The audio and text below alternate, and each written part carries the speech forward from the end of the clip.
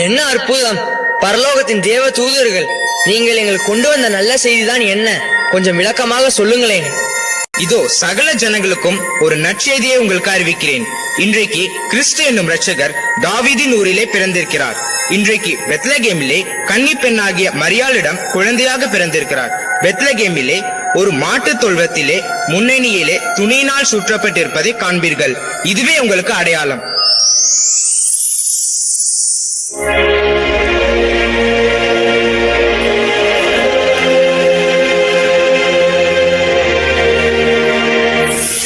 பிரபுக்களை போல இங்கு வந்திருக்கிற இந்த செல்வந்தர்கள் யார்? இவர்கள் கிழக்கு திசையிலிருந்து வந்த ஞானிகள். அநேகமாக இவர்கள் இந்தியாவிலிருந்து வந்திருக்க கூடும். இவர்கள் பல மாதங்களாக பயணப்பட்டு இப்போது இங்கு வந்துள்ளனர். இவர்கள் கடவுளுடைய குமாரனும் இஸ்ரேல் மக்களின் ராஜாவும் ஆகிய இந்த குழந்தையை தரிசித்து வணங்க வந்திருக்கிறார்கள்.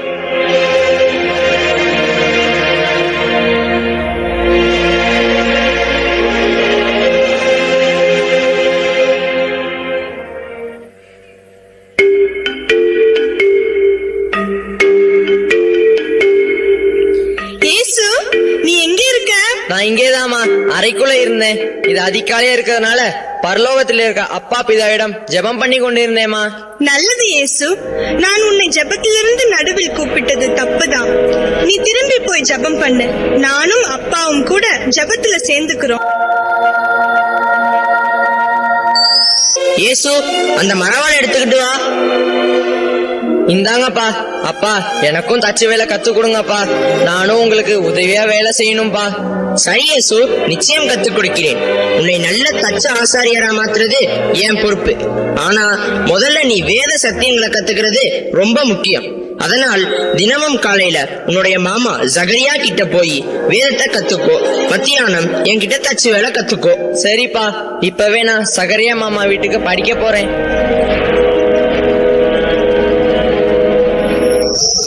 மேரி, நம்ம இயேசு எவ்வளவு அருமையான பிள்ளை பாத்தியா?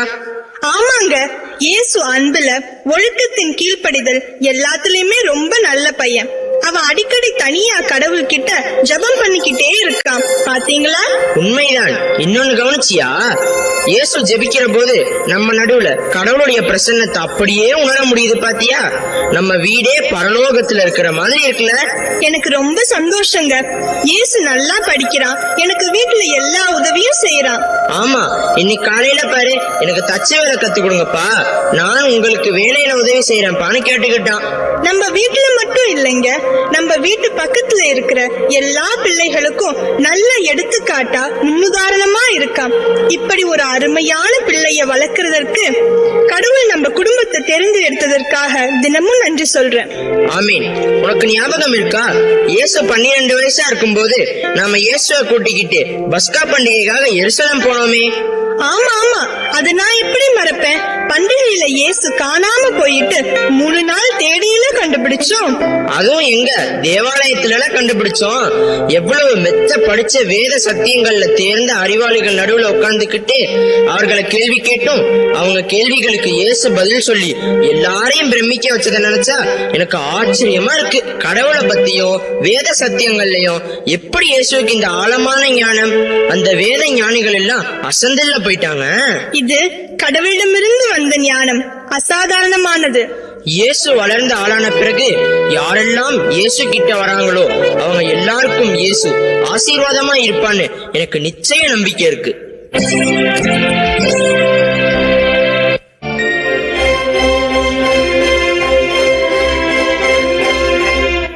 சீமோன், உன்னை என்னுடைய அப்போஸ்தலனாக தெரிந்து கொண்டுள்ளேன். நீ பலப்பட்ட பிறகு நீ என் மேல் வைத்திருக்கிற நம்பிக்கை கற்பாறையை போல் அசைக்கப்படாமல் இருக்கும். அதனால் கற்பாறை என்ற அர்த்தத்தில் உனக்கு பேதுரு என பெயரிடுகிறேன். நீங்கள் அனைவரும் என் மேல் வைக்கும் கற்பாறை போன்ற நம்பிக்கையின் மேல் நான் என் தேவ சபையை கட்டுவேன். பாவ மன்னிப்பு, பாவத்திலிருந்து விடுதலை, கடவுளின் அன்பினால் நித்திய வாழ்வின் ஆசீர்வாதம் என்ற நற்செய்தியை நீ யூதர்களுக்கு முதலில் அறிவி. அதன் பின்னர் யூதரல்லாத உலகத்தில் உள்ள பிற மக்களுக்கும் நற்செய்தியை அறிவி. சீமோன் பேதுருவின் தம்பியாகி அந்திரேயாவே, வா. இடி முழக்கத்தினர் என்று அழைக்கப்படுகிற யாக்கோபே, யோவானே, வாருங்கள் என்னுடனே. சகோதரர்களாகிய உங்களை மாற்றி தேவ சபைக்கு தூண்களாக ஆக்குவேன். பிலிப், நத்தானியேல் என்று அழைக்கப்படும் பர்த்தலமேயுவே, நீ கள்ளங்கபடம் இல்லாத உத்தம யூதன். தோமா, நீ இந்திய தேசத்திற்கே என்னுடைய அப்போஸ்தலனாக செல்வாய். இந்தியாவில் திரளான மக்கள் என்னுடைய சீடருக்காக யூதர்களிடம் வரி வசூலித்து மக்களின் கோபத்திற்கு ஆளாகிய லேவியே, இந்த வரி வசூலிக்கிற தொழிலை விட்டுவிட்டு இன்றிலிருந்து என்னை பின்பற்றி தொடர்ந்து வா. நீ மத்தேயு என்று அழைக்கப்படுவாய். அல்பேயுவின் மகனான யாக்கோபே வா. ததேயு எனப்படுகிற யூதாவே வா. கானான் பிரதேசத்தில் இருந்து வந்த சீமோனே, வைராக்கியம் உள்ளவன் நீ வா என் பின்னே. யூதாஸ்காரியோத்தே வா. ஐயா, என்னுடைய மீன்பிடி தொழிலை விட்டுவிட்டு உம்மை பின்தொடர அழைப்பதன் காரணம் என்னவோ? இத்தொழிலை தவிர எமக்கு வேற எதுவும் தெரியாதே. எங்களால் என்ன செய்ய முடியும் என்று எதிர்பார்க்கிறீர்? நீங்கள் 12 பேரும் இன்றிலிருந்து என்னுடைய அப்போஸ்தலர்கள். இன்றிலிருந்து என்னிடமிருந்து கற்று பழகிக் கொள்ளுங்கள். நீங்கள் உலகம் எங்கும் புறப்பட்டு சென்று கடவுளுடைய பரலோக ராஜ்யம் அருகில் வந்துவிட்டது என்று அதில் அனைவரும் பிரவேசிக்கும்படியாக நல்ல செய்தியை அறிவியுங்கள். வியாதியுள்ளவர்களை சுகமாக்குங்கள். குஷ்டரோகிகளை சுத்தம் பண்ணுங்கள். இறந்து போனவர்களை உயிரோடு எழுப்புங்கள். பிசாசுகளை துரத்துங்கள்.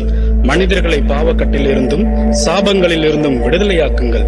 எவனாவது உங்களை ஏற்றுக்கொள்ளாமலும் உங்கள் வார்த்தைகளை கேளாமலும் போனால் நீங்கள் சோர்ந்து போகாமல் ஏற்றுக்கொள்ளுவர்களுக்கு நற்செய்தியை அறிவியுங்கள். நீங்கள் என் பெயரில் இந்த நற்பணியை செய்வதினால் நீங்கள் உலகில் பலரால் பகைக்கப்படுவீர்கள், துன்புறுத்தப்படுவீர்கள். ஆனால் நீங்கள் என் மேல் வைத்த நம்பிக்கையில் உறுதியாயிருங்கள்.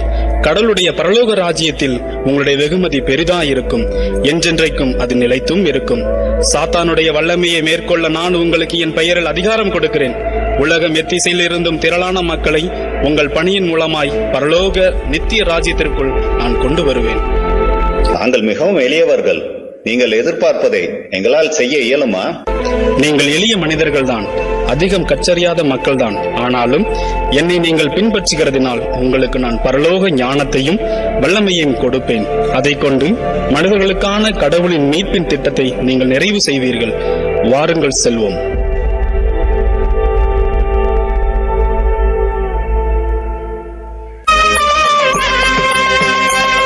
மரியாதைக்குரிய போதகரே, எங்கள் மகனின் திருமணத்தை நீர் நடத்தி கொடுத்ததற்கு மிகுந்த நன்றி.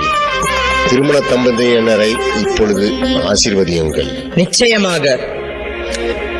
பரலோகத்தில் இருக்கிற மகா பரிசுத்தராகிய கர்த்தராகிய கடவுளின் நாமத்தினால் நான் உங்களை ஆசீர்வதிக்கிறேன். இவ்வுலக வாழ்க்கைக்கும் வரவிருக்கும் பரலோக வாழ்க்கைக்கும் தேவையான அனைத்து ஆசீர்வாதங்களையும் கர்த்தராகிய கடவுள் உங்கள் மேல் நிறைவாய் பொழிவாராக. ஆமேன். ஆமேன். போதகரே, நன்றி. நன்றி போதகரே. விருந்து தொடங்கட்டும். நாம் எல்லோரும் சந்தோஷமாய் இருப்போம்.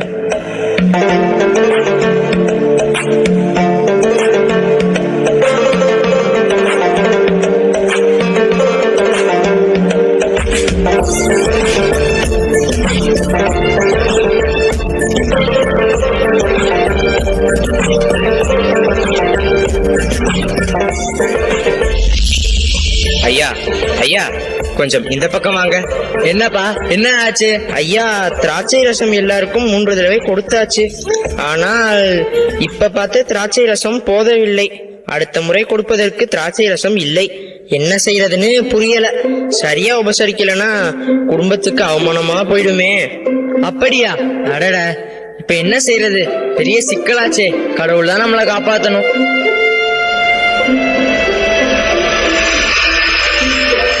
இயேசு, ஏதோ காரணத்தால் விருந்துக்கு தேவையான திராட்சை ரசம் குறைஞ்சிருச்சு. நம்ம சொந்தக்காரங்களுக்கு அவமானமாக கூடாது. இப்ப திராட்சை ரசம் வேணும். என்னால ஒரு அற்புதம் செய்ய முடியாது, உன்னால மட்டும்தான் முடியும். இயேசு உங்களுக்கு சொல்வதை செய்யுங்க.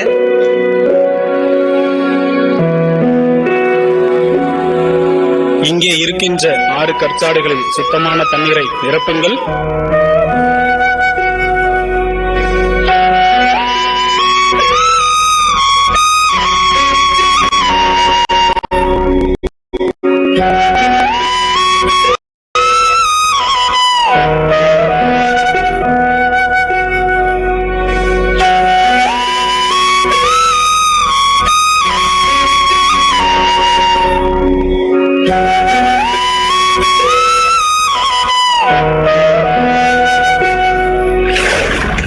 இதிலிருந்து ஒரு கோப்பை நிறைய எடுத்து பந்தி உபசரிப்பாளரிடம் கொடுங்க.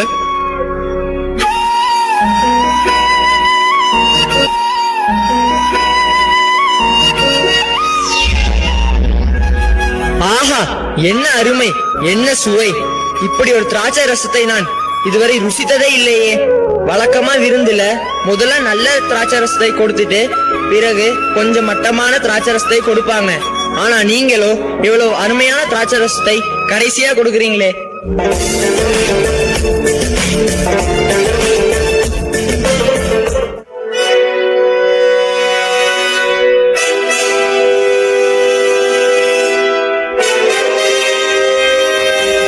ஐயா, ஏதாவது காசு கொடுங்க. நான் பிறவி குருடன், எனக்கு இரக்கம் காட்டுங்க ஐயா. இயேசுவே, இவன் ஏன் பிறவிலே குருடனானான்? இவன் செய்த பாவமா? இவன் அப்பா அம்மா செய்த பாவமா? ஏன் இவன் மேல் இப்படி ஒரு சாபம்? இதற்கு காரணம் இவன் செய்த பாவம் இல்லை, இவன் அப்பா அம்மா செய்த பாவமும் இல்லை. நான் இரட்சகர் என்று உலகம் தெரிந்து கொள்வதற்காக, இவனிடம் ஒரு அற்புதம் நடக்க வேண்டியதற்காக இவன் பிறவி குருடனாக பிறந்தான்.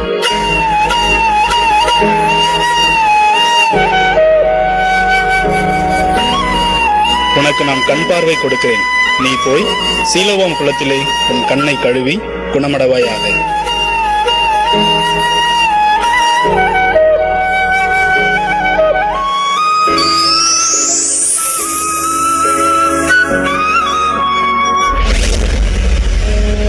அட, இவன் குருடனாச்சே, இவனுக்கு எப்படி கண்ணு தெரியுது? என்னப்பா இது? இவன் பிறவி குருடனாச்சே. ஒருவேளை இவன் அவனை போல வேற ஒருவனா? நானே தாங்க அவன். இப்ப எப்படிப்பா உனக்கு கண்ணு தெரியுது? நான் தேவாலயத்திற்கு வெளியே பிச்சை கேட்டுக் கொண்டிருந்தேன். அப்போ இயேசுன்னு ஒருத்தர் வந்து குருடனான நான் பார்க்கும்படியாக என் கண்களை திறந்தார். ஏன்பா, இன்னைக்கு ஓய்வு நாளாச்சே, இன்னைக்கு யாரும் வேலை செய்யக்கூடாது. அப்ப எப்படி அந்த ஆள் இன்னைக்கு உனக்கு சுகம் கொடுக்கலாம்? ஓய்வு நாளிலே வேலை செய்யக்கூடாது என்ற கட்டளையை மீறினதினால் அவன் நிச்சயமா கடவுள்கிட்ட இருந்து வந்தவன் அல்ல, அவன் ஒரு பாவி. அவர் பாவியா இருந்தா எப்படி அற்புதம் செய்ய முடியும்? நீங்க சொல்றது தப்பு. அவர் நிச்சயமா கடவுள்கிட்ட இருந்து தான் வந்திருப்பாரு. உண்மை சொல்லு, இந்த மனுஷன் பாவின்னு எங்களுக்கு தெரியும். அதெல்லாம் எனக்கு தெரியாதுங்க. இன்னைக்கு வரைக்கும் குருடனா இருந்தேன், இப்ப எனக்கு கண்ணு தெரியுது. இது ஒண்ணுதான் எனக்கு தெரியும். நாங்க நம்ப முடியாது. இந்த ஆள் எப்படி இந்த சுகம் கொடுக்க முடியும்? என்னங்க இது? திருப்பி திருப்பி சொல்றேன், நீங்க கேட்க மாட்டேங்கிறீங்க. ஏன் நம்ப மாட்டேங்கிறீங்க? நீ தவறான மனிதனை பின்பற்றுகிறாய். இதை நாங்கள் அனுமதிக்க முடியாது. இன்றிலிருந்து உனக்கு யூத மக்களில் பங்கில்லை.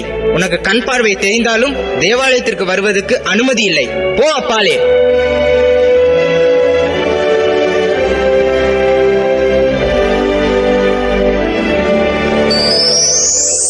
மகனே, உன்னை தேவாலயத்திற்கு வரக்கூடாதுன்னு ஒதுக்கி விட்டார்களாமே.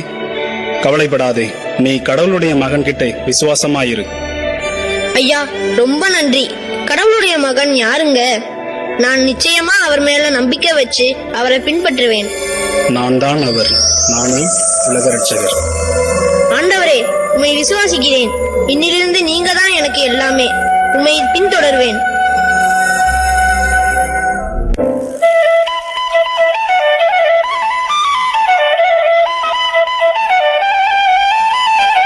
என்னப்பா இன்னைக்கு ஊர்ல ரொம்ப அமளியா இருக்குது? இயேசு ஊருக்கு வந்திருக்காருப்பா. அவர் அநேக பேரை நோயில இருந்து சுகப்படுத்திட்டு இருக்காரு. அவர் கட்டளை கொடுத்தாருன்னா பிசாசு எல்லாம் தலைதிருத்து ஓடுது. ஜனங்களுக்கு விடுதலை கிடைக்குது. எல்லாருக்கும் ரொம்ப சந்தோஷம். என்னது? இப்ப எங்கப்பா இருக்கிறாரு? நம்ம கிராமத்துல நடுவுல இருக்கிற வீட்டுக்கு தான் வந்திருக்காரு. ஏன்பா, நம்ம நண்பன் ரூபஸ் ரொம்ப நாளா படுத்த படுக்கையாய் பக்கவாத நோயால் கை கால்கள் வராமல் இருக்கிறானே.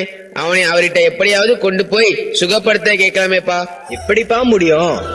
அவனே படுத்த படுக்கையா இருக்கிறான். இயேசு இருந்த வீட்டை சுற்றிலும் ஒரே கூட்டமா இருக்குது. எப்படிதான் அவர்கிட்ட போறது? நாம ஒண்ணு செய்யலாம். நாம அவனை கட்டிலோட தூக்கிட்டு எப்படியாவது இயேசு கிட்ட போகலாம். வாங்க.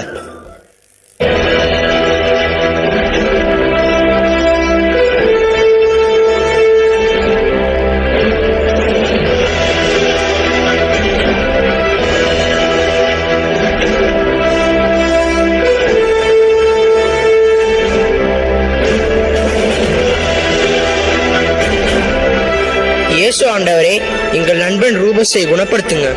உங்கள் நண்பனால முடியல, ஆனா நீங்க என் மேல நம்பிக்கை வச்சிருக்கீங்க. உங்கள் விசுவாசம் பெரிது.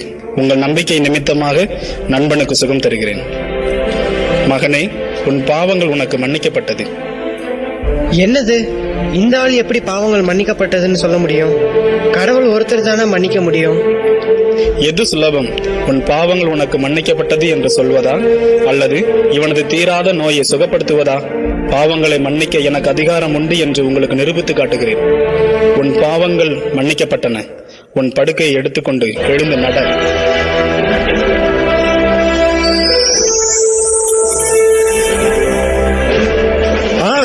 நான் சுகமானேன்.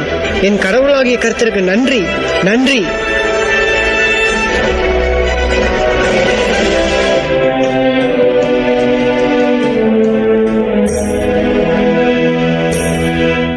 ஐயா, உங்களுக்கு என்ன பிரச்சனை?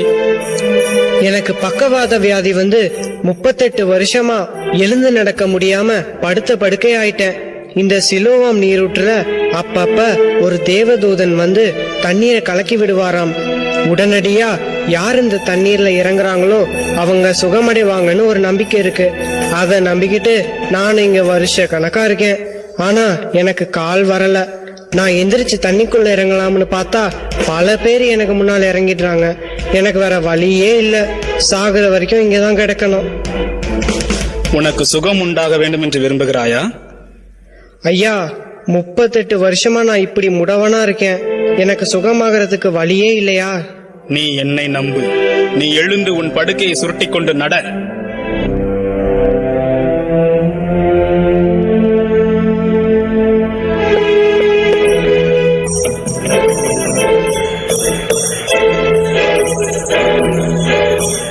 பார்த்தாயா, உனக்கு எல்லாம் சுகமாயிடுச்சு. நீ ஏற்கனவே செஞ்ச பாவத்தினாலதான் உனக்கு இந்த நோய் சாபமா வந்தது. இனிமேல் பாவம் செய்யாதே. போ, பரிசுத்தமாக வாழ்ந்து காட்டு.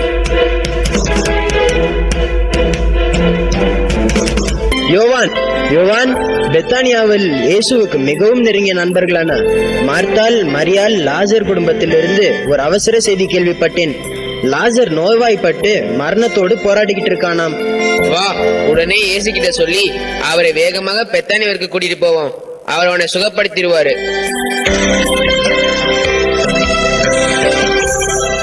ஆண்டவரே, உங்களுக்கு ரொம்ப பிரியமான லாசர் நோய்வாய்ப்பட்டு சாகர நிலைமையில் இருக்கானாம். உடனே வாங்க, பெத்தானியாவிற்கு போகலாம். ஆமாம், எனக்கு தெரியும். கொஞ்சம் காத்திருப்போம். 4 நாள் கழித்து போவோம். ஆண்டவரே, இப்பவே அவன் நிலைமை மோசமா இருக்கான். 4 நாள் எப்படி தாங்குவான்? வாங்க, உடனே போகலாம். என் மேல் நம்பிக்கையா இருங்க. லாசர் தூங்க போகிறான். முடிவிலே கடவுளுடைய மகிமை விளங்கும். தூங்கினா நல்லதுதான், ஓய்வு உடம்புக்கு நல்லது. ஆனால் அவன் அது வரைக்கும் தாங்குவானா? 4 நாட்களுக்கு பின்னர் வாங்க, பெத்தானியாவுக்கு போகலாம். லாசர் இறந்து 4 நாளாகிவிட்டது. இப்போது நடக்கும் அற்புதம் கடவுளை மகிமைப்படுத்தும்.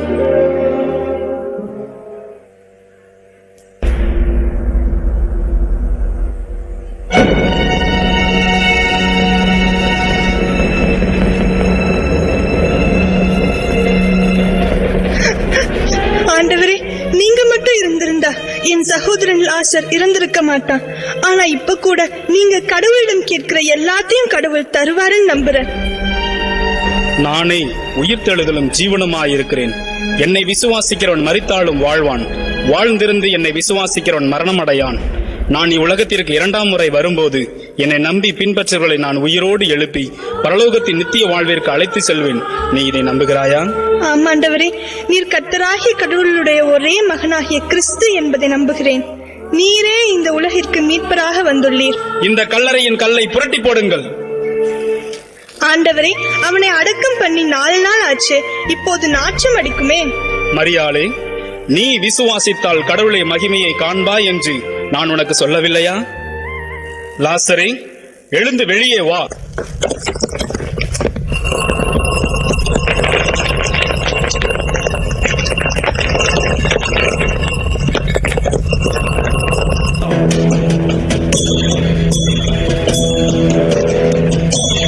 அவனை சுற்றி இருக்கிற பிரேத துணிகளை கழட்டி விடுங்கள். அவன் நடக்கட்டும்.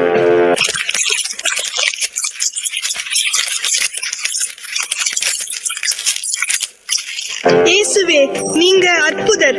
உண்மையாகவே கடவுளுடைய ஒரே மகன். எங்களை காப்பாற்றுவதற்காக இந்த உலகத்திற்கு வந்த உலக இரட்சகர் நீங்கதான். உம்மை அனுப்பின கர்த்தராகிய கடவுளை வணங்கி ஆராதிக்கிறோம்.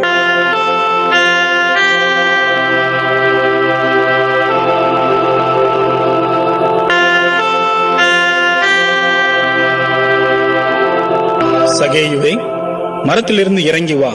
இன்றைக்கு நான் உன் வீட்டில் தங்க வேண்டும்.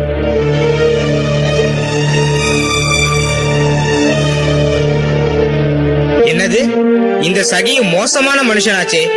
ரோமாபுரிக்கு வரி வசூலிக்கிறவருக்கு ஏலம் எடுத்து எல்லா வரி வசூலிக்கிறவர்களுக்கும் தலைவனாய் இருக்கான். யூதர்களுக்கு இவன் துரோகியாச்சே, பாவியான மனுஷன். இவன் வீட்டிலேயா இயேசு தங்க போகிறார்? இயேசுவே, நான் இன்னைக்கு மனம் திரும்பிட்டேன். நான் தப்பா சம்பாதிச்ச பணத்துல நான் இன்னைக்கே பாதியை ஏழைகளுக்கு கொடுத்துடுறேன். நான் யாரிடம் இருந்தாவது ஏமாத்தி சம்பாதிச்சிருந்தேன்னா அந்த தொகைய நான் 4 மடங்கா அவங்களுக்கு திருப்பி கொடுத்துடுறேன். சகேயு, எனக்கு ரொம்ப சந்தோஷம். என்னை நீ நம்பினது உண்மை என்று நிரூபிக்க நீ உன் தவறான வழியில் இருந்து மனம் திரும்பினது உண்மை என்பதை இப்படித்தான் செயலில் காண்பிக்க வேண்டும். இன்று முதல் உன் பாவங்கள் உனக்கு மன்னிக்கப்பட்டன. இன்று முதல் நீ கடவுளின் பிள்ளை. ஆம், நீதிமான்களை மீட்டெடுக்க நான் வரவில்லை, மனம் திரும்புகிற பாவிகளை மன்னித்து மீட்டு ரட்சிக்கவே நான் பரலோகத்தில் இருந்து வந்தேன். சாத்தானை நம்பி ஏமாந்து போய் கடவுளிடம் இருக்க வேண்டிய உண்மையான ஆசீர்வாதங்களை இழந்து போய் விடுதலை இல்லாமல் நம்பிக்கை இல்லாமல் இருக்கிற மக்களை மன்னித்து மீட்டு எடுக்கவே நான் வந்தேன். என்ன இது, நாளுக்கு நாள் இவனை பின்பற்ற கூட்டம் அதிகரிச்சுக்கிட்டே போகுதே. மத தலைவர்களாகிய நம்மள மக்கள் பின்பற்றுவதை விட்டுவிட்டு அவன் பின்னால போறாங்களே. ஜனங்க நம்மள மதிக்கிறதும் இல்ல, நமக்கு பயப்படுறதும் இல்ல. இப்படியே போச்சுன்னா நம்ம நிலைமை என்ன ஆகுறது? எனக்கு ஒரு நல்ல யோசனை இருக்கு. இயேசு அதிகமான நேரம் பாவிகளோடு இருக்கிறார். அவங்க பாவங்களுக்கு மன்னிப்பு கிடைச்சிருச்சுன்னு ஒரு புது உற்சாகத்தோட அவருக்கு முன்னாலே பரிசுத்தமா வாழணும்னு பின்பற்றுறாங்க. இவர்கிட்ட வர எல்லாரையும் இவர் மன்னிச்சு ஏத்துக்கிறாரு. இதை வச்சே அவரை ஒரு சிக்கலில் மாட்டணும். இப்ப ஒழுக்கம் இல்லாத ஒரு பெண்ணை அவர்கிட்ட இழுத்துட்டு போவோம். அவளை கல்லால் அடித்து கொலை செய்ய உத்தரவு கேட்போம். ஒத்துக்கிட்டாருன்னா ஜனங்க அவருக்கு பின்னால் போக மாட்டாங்க. அவளை அவர் மன்னிச்சிட்டாருன்னா அவளுக்கு மரண தண்டனை கொடுக்க ஒத்துக்கலனா கடவுளுடைய சட்டத்தை இவர் மதிக்கலன்னு இவர் மேல பொருளை கிளப்பி விட்டுருவோம். என்ன சொல்றீங்க? நல்ல யோசனை, வாங்க அப்படியே இயேசுவை சிக்கல மாட்டிடுவோம்.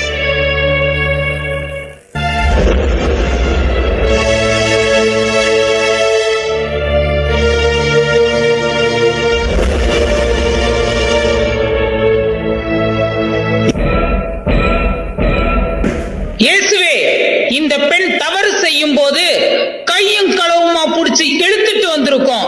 உமக்கு தெரியும், இப்படிப்பட்ட தவறு செய்பவர்களை இப்படியே மன்னித்து விட்டுட்டா ஜனங்கள்லாம் கெட்டு குட்டிச்சவரா போயிருவாங்கன்னு நம்ம வேத சட்டம் சொல்லுது.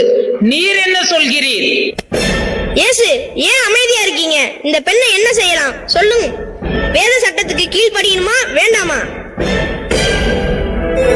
உங்களில் எவர் ஒருவர் ஒரு பாவம் செய்யாத பரிசுத்தவானா இருக்கிறீர்களோ அவர் முதலில் வந்து இந்த பெண் மேலே முதல் கல்லை வீசட்டும்.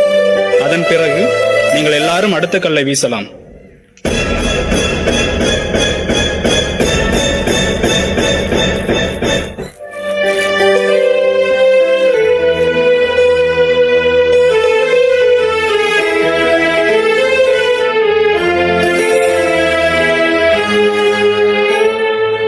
பெண்ணை, எங்கே வந்த மனிதர்கள் எல்லாம் எங்கே போனார்கள்?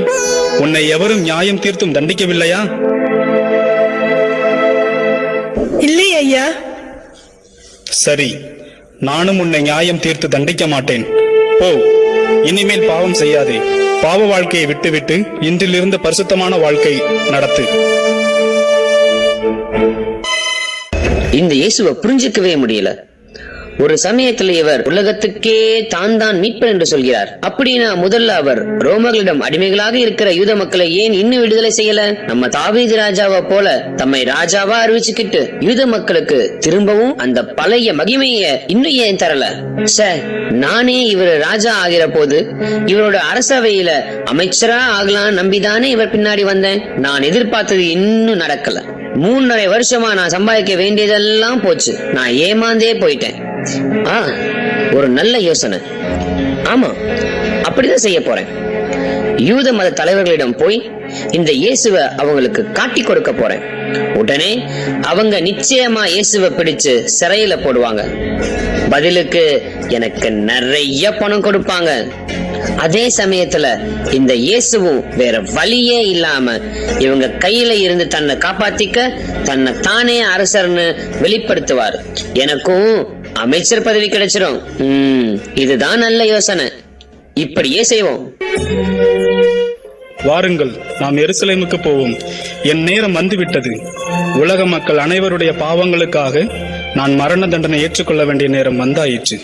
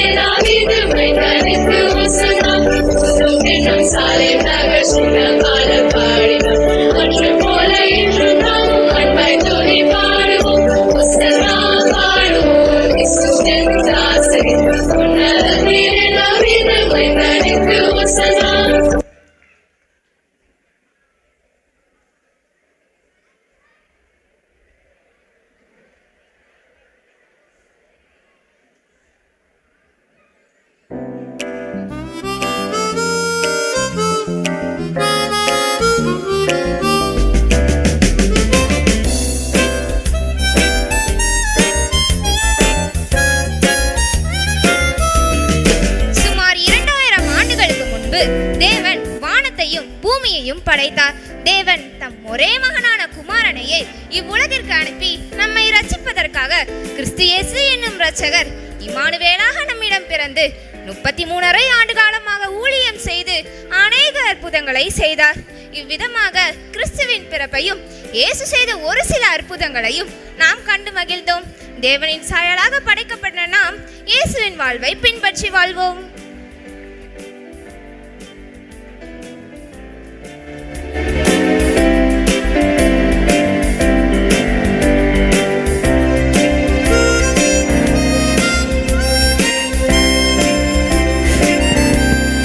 Audience, the kids we have, can anyone guess what is the strength of this drama? Anybody? No guesses. 93 kids from grade 4 till grade 11. Can we have a big clap for them?